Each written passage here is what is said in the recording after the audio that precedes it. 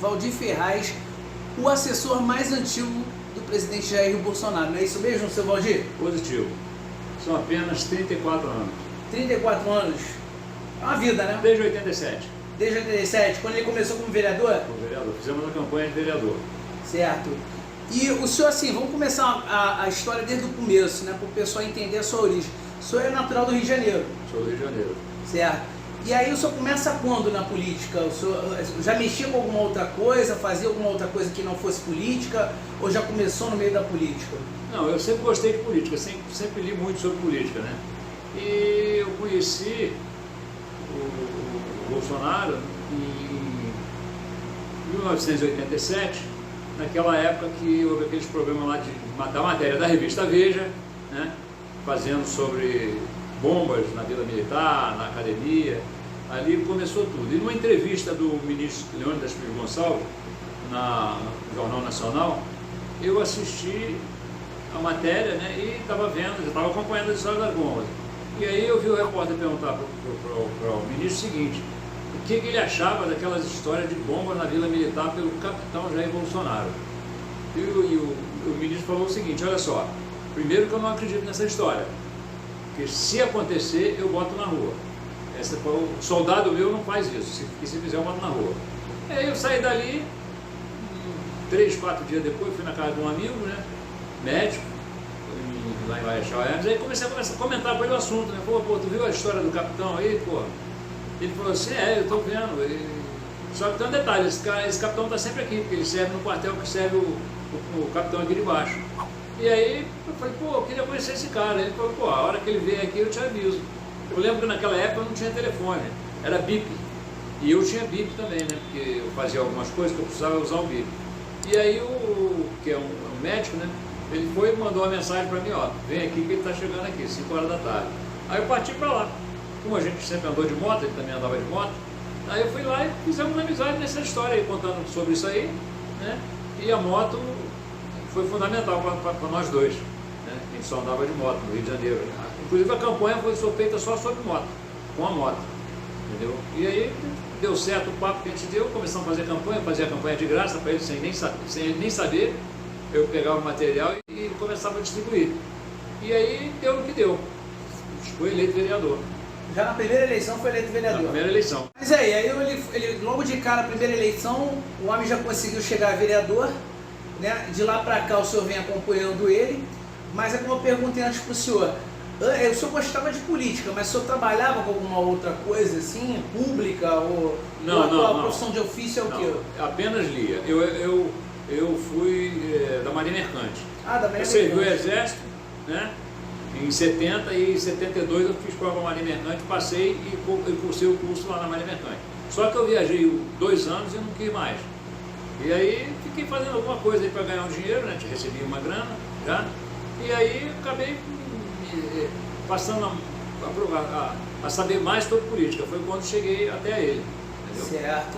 E aí depois que ele foi eleito vereador, como é que foi? A amizade continuou a mesma? Não, continuou do mesmo jeito. Aí a partir dali, toda semana eu ia lá na Câmara dos Vereadores pegar material, que ele foi um cara, ele sempre foi um cara que é raro você ver isso. Político quando ganha, você nunca mais vê. Você só vai ver um dia, né? Você só vai ver na próxima eleição. Aí ele aparece.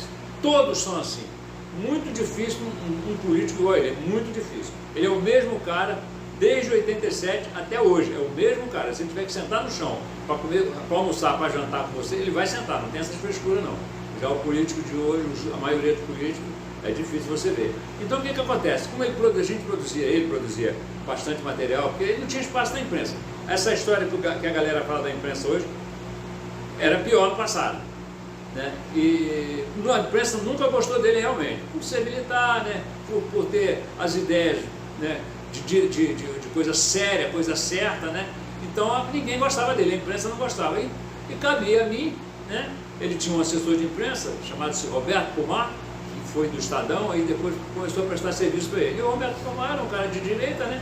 E era um cara que tinha ligação com o Figueiredo, com o Geisel, com todo mundo e tal, e tinha muita informação. Então ele passou a trabalhar para o Bolsonaro. Aí depois eu fui trabalhando, me chamou para trabalhar no gabinete, continuar trabalhando, e aí a gente começou a desenvolver isso. Aí logo depois o cara morreu, o Pomar morreu, teve um problema de saúde lá e morreu. Aí eu passei praticamente a ficar no lugar dele. né? E aí eu aprendi muita coisa com o Pomar, via como funcionava e tal, a gente fazia muitas histórias aí para tentar arrancar um espaço na imprensa, que era o caminho, era esse, não tinha outro caminho. Se você não tiver imprensa, você não consegue nada. Por isso que esses vagabundos pagam a imprensa, por isso que eles têm espaço. Você pagou, você tem espaço todo dia. E assim foi levando até chegar os dias de hoje. Seu Valdir, o senhor estava falando assim, poxa, o pessoal não gosta dele porque ele era militar. Isso é fato. O Brasil de 64 a 85 foi o período que o Brasil mais cresce. Positivo. Né? E aonde os militares se encontravam e aonde falam asneiras absurdas aí de que nessa época existia uma ditadura, quando não, era apenas os militares governando, não existia ditadura alguma, pois meu pai e minha mãe falavam que era um país respeitoso, era um país onde você podia sair com maior segurança na rua e não existia essa ditadura, existia sim um regime mais enérgico para aquelas pessoas que se opunham contra o governo militar, isso é normal. Agora, por que será, né, de fato, que as pessoas não gostam do militar? Porque nesse país nada é sério? E aí eles não gostam de coisa séria? O que acontece? Aquela galera que disse que apanhou, que foi torturado, era exatamente a galera que queria democracia. Só que a democracia era só para eles, não era para o povo. Né? Tanto é que a prova está aí, cada um está empregadinho em algum lugar, mordendo algum dinheiro, armando alguma coisa, armaram muita coisa nesse país, depois que eles entraram, a maioria foi eleita, né? A maioria do pessoal que participou de guerrilha, participou de ataques, a bombas, tudo está empregado, e estão bem colocados. E isso aí foi estendendo, ele foi aumentando o potencial deles. Vocês já imaginou um filho de um José Genuíno? O que é que vai servir aquilo ali? Para nada. Vai ser a continuidade do pai. E a maioria é a continuidade. A prova está aí. Presidente da OAB. Quem foi o pai dele? Foi um lixo na história. Né? Ele foi sacrificado porque ele fez uma merda lá no passado, naquela explosão do Recife, né? Da bomba que matou o jornalista, matou o almirante e tal. Ele participava, ele tinha participado daquilo. E na vinda dele para o Rio, que não era para ele vir para o Rio, no caminho a galera sacrificou ele. Entendeu? Então essa é a política desse pessoal de esquerda. A política dele, quanto mais pobre melhor, quanto mais difícil melhor, que sempre vão ficar no poder. Essa é a mentalidade desse povo. Você vê que eles não produzem nada de útil, nada de útil. Ele pode produzir alguma coisa de útil, mas em compensação ele quer em troca o povo na mão dele. Essa é a utilidade dele. Engraçado, sabe o que eu acho? As pessoas falam que o cara é uma pessoa autoritária, o nosso presidente, e aí até emblemam ele como se fosse um ditador, né, um fascista. Qual é o fascista que vai armar o povo, que vai fazer uma lei de armamento ao povo? O fascista vai querer tirar a arma do povo, evidentemente, não é verdade, Silvio? Mas sempre foi assim. Você tem que desarmar o povo, você tem o poder na mão. Agora o povo armado, ele vai poder se defender da própria ditadura deles, entendeu? Os caras fazem isso porque não tem o que falar. Você vê, a imprensa é o lixo que você está vendo aí. Mas eu já falei para várias pessoas, já dei várias entrevistas. A imprensa vai acabar, vai morrer. Eles vão perder o direito de dar informação, porque ninguém acredita mais em imprensa. Os jornais, as televisões já estão tudo falindo, está tudo fechando, porque não tem mais a mordomia do passado. Porque no passado, a esquerda pagava para a imprensa para poder ter direito a fazer o que quer e sempre está com o nome na mídia. E hoje acabou isso aí. Por que a imprensa não gosta do Bolsonaro? Porque perdeu a boquinha. Essa é a diferença, entendeu? E vai perdendo cada dia que passa. Vê agora o que fizeram recente comigo na revista Veja. Foi uma covardia que essa mulher fez comigo, entendeu? Ela me chamou para fazer uma entrevista a respeito de como você me chamou, para saber como foi o passado, como eu cheguei lá, entendeu? Qual era a nossa amizade. A entrevista que eu tinha que dar para ela era esse tipo. Só que o que acontece? Eu passei 2 horas. Eu passei 2 horas explicando tudo para ela, como é que foi o nosso passado. A gente entrava nos quartéis, botava para fora, a gente entrava nos prédios, as residências dos militares, escondido, de madrugada, que era para botar os panfletos debaixo da porta, que era a forma de informar, porque a imprensa em si não dava informação. Aí o que acontece?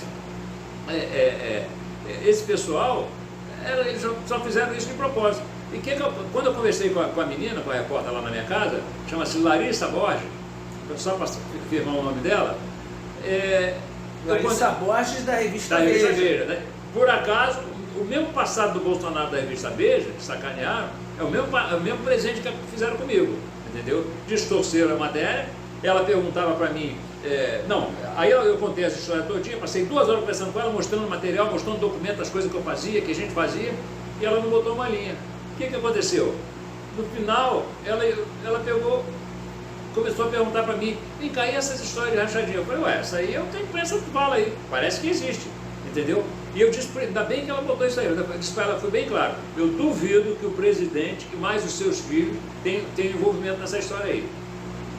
Duvido. Aí ela perguntou, mas essa ex-esposa dele, bom, isso aí é o que a imprensa fala. Eu não sei se a esposa dele estava envolvida. A imprensa diz que ela está envolvida, mas eu não sei. Eu não tenho prova, eu nunca vi. Eu nunca fui um cara ligado ao gabinete. Eu fui ligado sempre a ele. A gente se falava só por telefone. E aí, Valdir, vem aqui, vamos tomar um café, vamos fazer isso, vamos bater um papo, vamos ver o que tem de novidade. A nossa conversa era essa. Não tinha ligação ao gabinete, então não tinha como saber se estava vendo rachadinha, se não estava. Entendeu? Quer dizer, essa mulher foi pilantra, porque o que acontece? Ela usou a intimidade que eu tenho com o presidente, com a família, para dar credibilidade numa matéria que ela sabe que é uma matéria que não é dela. Porque essa matéria que ela falou, todos os jornalistas do Brasil fizeram. Então, ela, quer dizer, foi um mau caráter, porque ela usou uma matéria que não é dela. Entendeu? Aproveitou meu nome, né? Para dar credibilidade. Só que quebrou a cara. Eu tive 17 jornalistas ligando para mim, jornalista de ponta, não é jornalista de porta de cadeia, de ponta, me ligando e achando, pô, que sacanagem que fizeram com você, pô, isso é uma covardia, isso não pode, esse cara não pode fazer um negócio, quer dizer, são jornalistas que realmente são formados numa faculdade decente, entendeu? Quer dizer, aí me deu isso aí, quebrou a cara, eu recebo toda hora, eu posso provar, mostrar, toda hora eu recebo uma homenagem, uma oração de alguém, né, falando para mim, calma, isso vai passar. Gente que eu não conheço, que eu nunca vi, eu fico até meio emocionado, que eu não esperava de ter esse tipo como é que é? Esse tipo de pessoas que ia me elogiar, ia me defender. Todo dia eu recebo, tem 3 pessoas aí muito de ponta, e todo dia de manhã faz oração para mim. Alô galera, Daniel Dias agora trazendo para vocês uma possibilidade real para que você venha anunciar aqui no canal Daniel Dias com a sua marca. Olha, essas marcas que aqui estão são as principais marcas do Brasil e do mundo e eu já fiz a propaganda de todas essas marcas e quero fazer a sua propaganda aqui no meu canal, hein? O meu telefone é 21 968 19 9581, 21 968 19 9581. Entre em contato conosco, fale conosco e anuncie aqui no canal.